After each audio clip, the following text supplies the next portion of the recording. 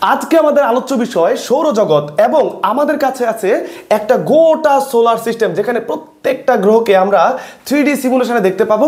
আজকের আলোচনায় আমরা আলোচনা করব সৌরজগতের পুরো সূর্যের A to Z প্রত্যেকটা গ্রহের বর্ণনা, উপগ্রহ কি আছে, যা যা পরীক্ষা আসতে পারে, চাকরি এবং অ্যাডমিশন টেস্টে এই টপিকটা থেকে প্রশ্ন আসে, কমন পড়বে।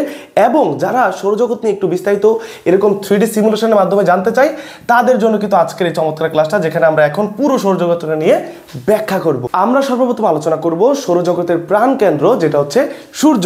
এটাকে ঘিরেই কিন্তু এই গ্রহগুলো আবর্তন করছে। এই সূর্যের প্রকৃত রং কি? অনেকে বলবে হলুদ, অনেকে বলবে লাল, কারণ যেমন দেখায় যেমন দেখতে পাচ্ছি। বাট অনেকেই জানি না সূর্যের প্রকৃত রং কিন্তু সাদা, এবং এইটা বিভিন্ন প্রক্রিয়ার মধ্য দিয়ে যখন পৃথিবীর কাছে পৌঁছায় তখন কিন্তু আমাদের কাছে চোখে এইরকম কালার দেখায়, বাট সূর্যের প্রকৃত রং কিন্তু সাদা। এইবার তাহলে সূর্যের প্রকৃত রং হচ্ছে সাদা। সূর্যের মধ্যে কোন গ্যাস বেশি রয়েছে? অনেকেই জানি না। হাইড্রোজেন এবং হিলিয়াম পরীক্ষায় কিন্তু আসে।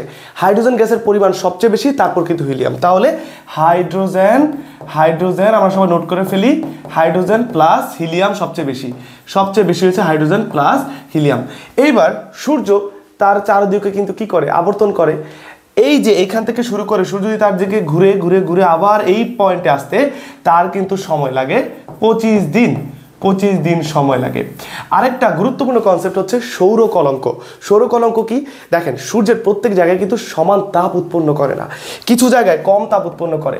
যেই জায়গাগুলোতে কম তাপ উৎপন্ন করে সেই জায়গাগুলোকে অন্য জায়গার তুলনায় একটু কালো দেখায়, ওই কালো স্পটগুলোকেই বলা হয় সৌর কলঙ্ক। এবং খুবই গুরুত্বপূর্ণ ব্যাপার, সূর্যের ব্যাস কত? এই যে পুরো গোলকটাকে আমরা দেখতে পাচ্ছি, যেটাকে ঘিরে আমাদের এই প্রাণী জগৎ, এই গোলকটার ব্যাস কত? এই গোলকটার ব্যাস হচ্ছে 13,84,000 কিলোমিটার। ওকে, ফাইন।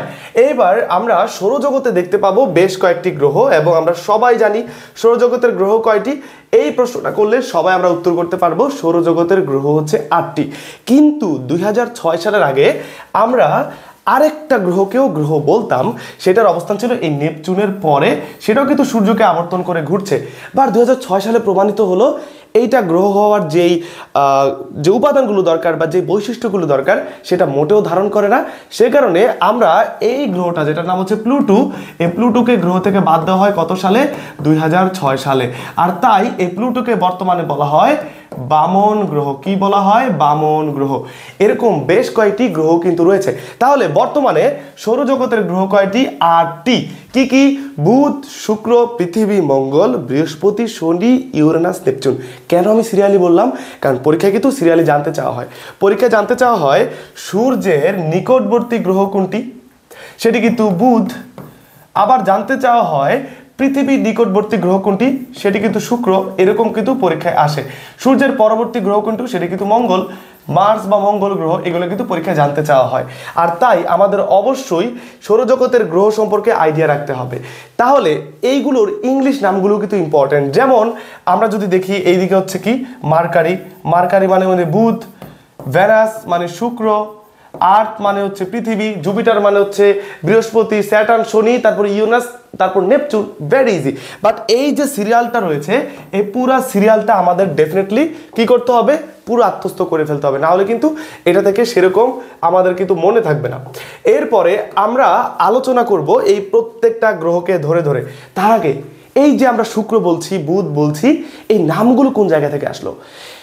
মাথায় রাখতে হবে 8টি গ্রহের মধ্যে একটি এমন গ্রহ রয়েছে যেই গ্রহের নাম কোনো দেবদেবতার নামে হয়নি, আর সেটি হচ্ছে একমাত্র বাসযোগ্য গ্রহ পৃথিবী। আর বাকি 7টি গ্রহে কিন্তু রোমান এবং গ্রিক দেবতাদের নামে হয়েছে। আমরা যদি দেখি, এই যে বুধ, শুক্র, তারপর হচ্ছে মঙ্গল, জুপিটার, স্যাটার্ন, নেপচুন, এই যেগুলোকে আমি দাগ দিলাম, এগুলো হচ্ছে রোমান দেবতাদের নামে হয়েছে। আর একমাত্র ইউরেনাস হচ্ছে গ্রিক স্বর্গের দেবতা। কি? গ্রিক স্বর্গের দেবতাদের নামে হয়েছে, গ্রিক স্বর্গের দেবতা। আর বাকিগুলো কোনটা হচ্ছে কৃষি দেবতা, রোমান কৃষি দেবতা, ভালোবাসার দেবতা, ব্যবসার দেবতা ইত্যাদি জিনিস কিন্তু রয়েছে। এবার আমরা প্রত্যেকটা গ্রহ নিয়ে ইন্ডিভিজুয়ালি একটু আলোচনা করি। প্রথমেই চলে আসে আমাদের এই যে পরীক্ষা আসতে পারে সূর্যের একদম নিকটবর্তী গ্রহ কোনটা, এটা কিন্তু বুধ। এই বুধ সবচেয়ে ক্ষুদ্রতম গ্রহ প্লাস দ্রুততম দ্রুততম গ্রহ। কেন দ্রুততম বললাম? কারণ খুব কম সময়ের মধ্যে পৃথিবীকে সবচেয়ে দ্রুত আবর্তন করতে পারে কিন্তু এই মার্কারি বা বুধ গ্রহ। এবং এই বুধ গ্রহ মাত্র 88 দিনে সূর্যকে প্রদক্ষিণ করে। এরপর আমরা যদি আলোচনা করি আমাদের দ্বিতীয় গ্রহ, সেটা কি? বুধের পরে শুক্র গ্রহ। এই শুক্র গ্রহ হচ্ছে পৃথিবীর নিকটবর্তী গ্রহ,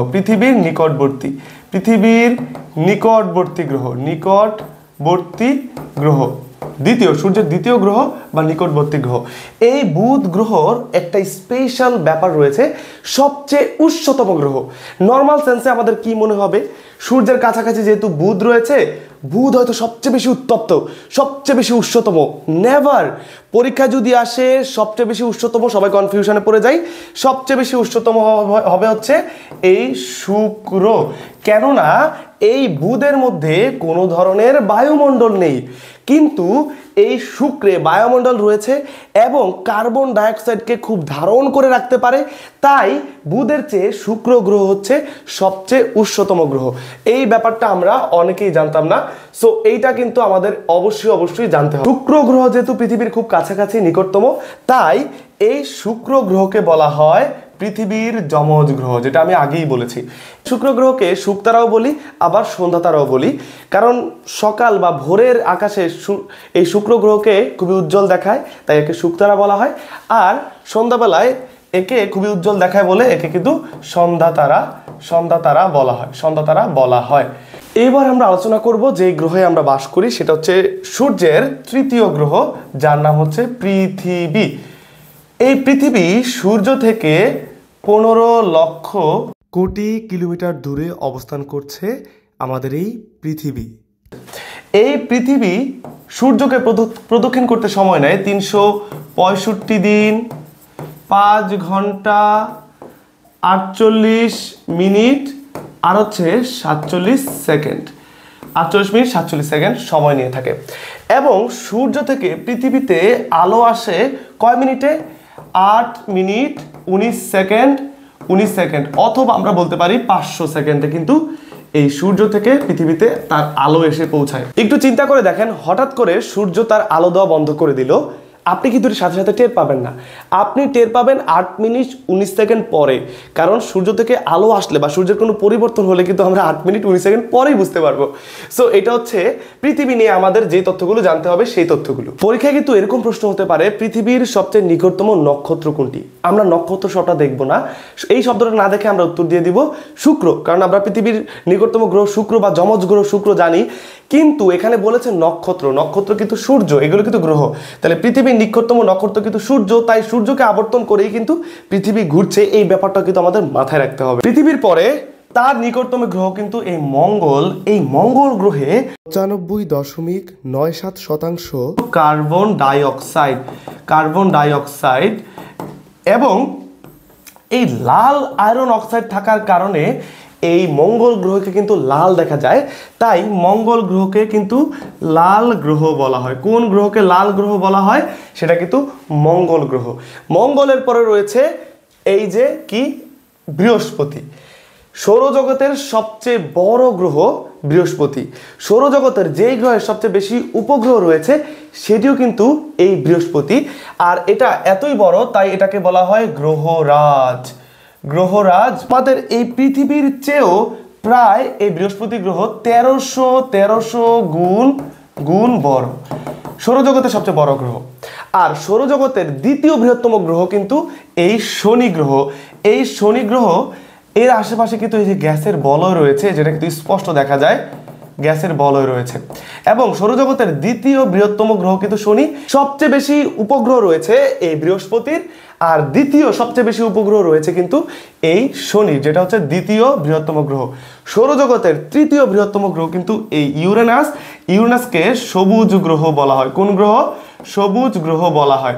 মাথায় রাখতে হবে এই নেপচুন যে গ্রহটি সবচেয়ে পরে, এইটা পৃথিবীকে প্রদক্ষিণ করতে সব থেকে বেশি সময় নিয়ে থাকে। এবার আমরা আলোচনা করব সৌরজগতের উপগ্রহ নিয়ে। কিছু কিছু গ্রহের কিন্তু উপগ্রহ রয়েছে, কিছু কিছু গ্রহের নেই। প্রথমত মাথায় রাখতে হবে এই বুধ আর শুক্রের কোনো উপগ্রহ নেই। এরপর এই যে দেখতে পাচ্ছি পৃথিবী, পৃথিবীর একমাত্র উপগ্রহ কিন্তু চাঁদ, যেইটা যেইটা যেইটা এই পৃথিবীর চেয়ে 50 গুণ ছোট, 50 গুণ ছোট, বা আমরা বলতে পারি পৃথিবী এই চাঁদের চেয়ে 50 গুণ বড়, 50 গুণ বড়। এরপরে গ্যানিমেড, কি সবাই নোট করে ফেলি, গ্যানিমেড, আর এটা হচ্ছে ক্যালিস্টা, ক্যালিস্টা, আর এটা হচ্ছে লো, আর এটা কি লো। আর তারপর সবচেয়ে বেশি, দ্বিতীয় সবচেয়ে বেশি উপগ্রহ রয়েছে কিন্তু এই স্যাটার্ন বা শনির। এর একটি উপগ্রহের নাম কিন্তু টাইটান, সবাই শুনেছি টাইটান। আর তারপরে আমাদের পৃথিবীটা তো আমরা জানলাম, সেটা হচ্ছে চাঁদ, এইটা হচ্ছে গ্যানিমেড, ক্যালিস্টা, লো, আর শনিটা কিন্তু টাইটান। এখন আমরা এই চাঁদ নিয়েও কিন্তু কথা বললাম। এই চাঁদ কিন্তু পৃথিবীর চেয়ে 50 গুণ ছোট, বা পৃথিবী চাঁদের চেয়ে 50 গুণ বড়। এবং এই চাঁদ, এই চাঁদকে যদি আমরা দেখি, এই চাঁদ ধরুন এখানে রয়েছে, এই চাঁদ কি করে, চাঁদ কিন্তু আবর্তন করছে, যেটা কিন্তু 27 দিন 8 ঘন্টা, কত ঘন্টা, 27 দিন 8 ঘন্টায় একবার পৃথিবীকে প্রদক্ষিণ করে কিন্তু চাঁদ, 27 দিন 8 ঘন্টা একবার প্রদক্ষিণ করে। সো এই ছিল আমাদের সৌরজগতের বিভিন্ন তথ্য। এইটা থেকে কিন্তু পরীক্ষায় প্রশ্ন আসে, সো একটা রিয়েক্ট দিয়ে জাস্ট শেয়ার করে রাখি। এছাড়াও কিন্তু আমি জিকের বিভিন্ন technique, free live class, suggestion ইত্যাদি দিয়ে থাকি প্রতিদিন, নিত্যদিন আমার নাবিলস জিকে পেজে। যারা ফলো দেন নাই এখনই দিয়ে ফেলেন। আর আমার এই Nabil Hasan official YouTube channel যারা সাবস্ক্রাইব করবেন, সকল ভিডিও ডাউনলোড করতে পারবেন, টেনে টেনে দেখতে পারবেন, আগের সকল ভিডিও পেয়ে যাবেন। আর লাইভ ক্লাসগুলো কিন্তু হয় নাবিলস জিকে ফেসবুক পেজে। সো সবাই রিয়েক্ট এবং শেয়ার দিয়ে নিজের সংগ্রহে রাখি। এই বইটা আছে না, এই বইটার সামান্য ফ্রি ওয়াইফাই থাকলে আর কারো কোনো ধরনের এক্সাম ব্যাচ খুঁজতে হবে না, সাধারণ জ্ঞানের কিংবা মডেল টেস্ট ব্যাচ খুঁজতে হবে না। এই বইটা শুধু খুলবেন, খোলার পর যেই কোনো পৃষ্ঠায়, যেই কোনো চ্যাপ্টারে, জিকের যেই কোনো চ্যাপ্টারে আপনি দেখবেন এরকম একটা দুটা করে কিউআর আছে। জাস্ট ফোনের ফ্রি ওয়াইফাইটা ধরে ক্যামেরাটার মধ্যে ধরবেন, বা যেই কোনো ধরনের কিউআর স্ক্যানার অ্যাপ খুলবেন।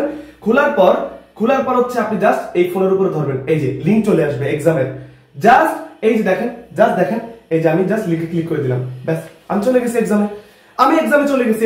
এই যে অপশন দাগায় দাগায় এক্সাম দিব। এই দেখেন আপনার কি লাগবে, এই যে কোন অপশন, কোনটা সঠিক উত্তর কি, আপনি বইটা পড়ার পর ওই চ্যাপ্টারের উপর এক্সাম দিয়ে ফেলতে পারবেন। অনলাইনে এক্সাম দিয়ে শেষে সাবমিট করে সঠিক উত্তর, ভুল উত্তর সবকিছু জানতে পারবেন, নো প্রবলেম। সো এই বইটা কি, এমসিকিউ ইনসাইট সাধারণ জ্ঞানের 4টা বিষয় আছে। 1 নম্বর বিষয়, যারা 500, 700, 1000 টাকা খরচ করে এক্সাম ব্যাচের জিকের প্রস্তুতি নিতে চান, যে আমার প্রস্তুতিটাকে ঝালাই করতে চাই, এটার মধ্যে 60 থেকে 70টা এক্সাম আছে জিকের প্রত্যেকটা চ্যাপ্টারে। 2 নাম্বার, এটাতে আছে 40 সেট মডেল টেস্ট, বাংলাদেশ থেকে আন্তর্জাতিক সাম্প্রতিক সংমিশ্রণে 40 সেট মডেল টেস্ট, প্রত্যেকটা মডেল টেস্ট আবার 30টা করে প্রশ্ন। ওকে, মডেল টেস্ট গেল, এক্সাম ব্যাচ গেল, যেটা আপনার আর কিনতে হবে না। দ্বিতীয়ত হচ্ছে প্রশ্ন ব্যাংক, সাধারণ জ্ঞানের বিসিএস এর শিক্ষক নিবন্ধন, ঢাবি, রাবি, জাবি, চবি, মানে সকল প্রশ্ন ব্যাংক এটার মধ্যে আছে, শুধু জিকে। ফাইনালি যারা শুধু জিকেতে এমসিকিউ সলভ করতে চান, হতে পারে আপনি জবের জন্য, হতে পারে অ্যাডমিশনের জন্য, খালি অধ্যায় ভিত্তিক এমসিকিউ সলভ করব, নিজেকে এক্সাম দিব, তাহলে এই বইটাতে বাংলাদেশ জিকে, আন্তর্জাতিক জিকে প্রত্যেকটা চ্যাপ্টার ধরে ধরে প্রচুর এমসিকিউ এবং রয়েছে ইংলিশ এমসিকিউ। সো এটা অর্ডার করতে এই নাবিলস জিকে ফেসবুক পেজে এখন নক করে ফেলুন যে আপনার এমসিকিউ ইনসাইট বইটি অর্ডার করতে চাই। মেইন কথা, আমার চলমান জিকে ব্যাচে আপনি কেন ভর্তি হবেন? আপনি হতে পারেন জব সিকার, অথবা আপনি হতে পারেন এইচএসসি 25 ব্যাচ, 26 ব্যাচ, যারা এখন আগাম প্রিপারেশন নেবেন, সাধারণ জ্ঞান প্রিপারেশন দরকার, কেন আমার কোর্সে ভর্তি হবেন? আমার এই নাবিলস জিকে ফেসবুক পেজের একটু নিচে স্ক্রল করে ফিচার্ড অপশনে 2টা ভিডিও দেখবেন অ্যাড করা আছে, যে বিগত সালে আমার এই ক্লাস থেকে, আমার এই কোর্স থেকে কয়টা প্রশ্ন বিশ্ববিদ্যালয়ে কমন করেছে।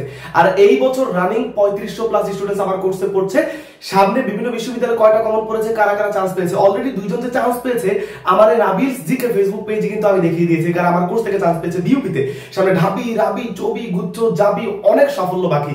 আর যারা টার্গেট হচ্ছে বিসিএস এর প্রিলি বা 11 থেকে 20তম গ্রেডের জব অথবা শিক্ষক নিবন্ধন জব, তারা আমার এই যে জব জিকে ফাউন্ডেশন ব্যাচে ভর্তি হতে নাবিলস জিকে পেজে এখনই মেসেজ করুন। এই যে সকল সুবিধা সহ বিস্তারিত রুটিন দেখতে নক করে ফেলুন। জিকের কোনো টেনশন নাই, ইনশাআল্লাহ টেকনিকে, মজায়, কনফিউশন দূরের মাধ্যমে শেখানো হবে। আর অপরদিকে যারা এইচএসসি 25-26 আমার কোর্সে কিন্তু সবথেকে বেশি চান্স পায় যারা আগাম ভর্তি হয়। কলেজ থাকাকালীন অবস্থায় তুমি যদি এখন থেকে আমার সাথে সাধারণ জ্ঞানের প্রিপারেশন নাও, বিশ্ববিদ্যালয়ের জন্য একটু করে আগে যাও, আমার গাইডলাইন ফলো করো, তুমি হয়তো ইন্টারের কমপ্লিট করতে করতে তোমার জিকে কভার হয়ে যাবে, বিশ্ববিদ্যালয়ের সময় কম থাকে, প্রতিযোগিতা বেশি, সেই সময় এসে আমার এই কোর্সে থাকার কারণে তুমি অন্য থেকে আগায় থাকবা। যারা আগায় থাকে তারা শুধু চান্সই পায় না, বিশ্ববিদ্যালয় টপ করতে পারে। তাই প্রি অ্যাডমিশন জিকে ব্যাচে ভর্তি হতে নাবিল জিকে পেজে শুধু মেসেজ দাও, এই পেজে মেসেজ দিতে হবে। আর এই সুবিধা তোমরা পাবা, অনেক কিছু আছে ইনশাআল্লাহ। এখন কিন্তু একটা স্পেশাল ডিসকাউন্ট চলছে। সো এই ভিডিওটা টাইমলাইনে শেয়ার করে রাখো, যাতে করে পরীক্ষার আগে এই ভৌগোলিক উপনাম সম্পর্কে আরেকবার দেখলে এখান থেকে 1 মার্ক কমন পড়ে।